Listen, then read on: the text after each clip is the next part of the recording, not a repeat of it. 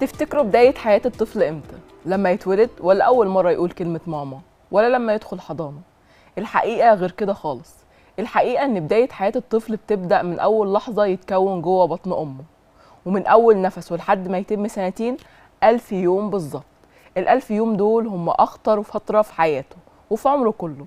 في الفترة دي بيتحدد مصيره، هيكون قوي ولا ضعيف، هيكون ذكي ولا متأخر، هيكون عنده مناعة ولا عرضة للمرض طول حياته.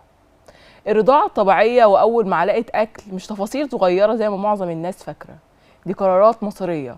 قرار يدي طفلك مناعة أو يسيبه ضعيف، قرار يحميه من أمراض أو يفتح ليه باب معاناة.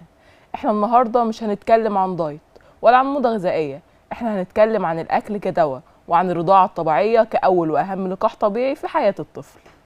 والسؤال اللي هنسأله النهاردة لضيفتنا بكل صراحة: هل الأكل والرضاعة ممكن يحددوا مصير الطفل من أول نفس؟ وهل قرارات بسيطة من الأم والأب ممكن تبني أو تهد مستقبل ابنهم؟ معانا النهاردة الدكتورة هبة عبد اللطيف زين اللي هتجاوبنا على كل الأسئلة المتعلقة بالموضوع ده النهاردة. لكن خلونا قبل ما نستقبل ضيفتنا نطلع فاصل ونشوف فيديو صغير عن مين هي الدكتورة هبة عبد اللطيف زين ونرجع لكم تاني.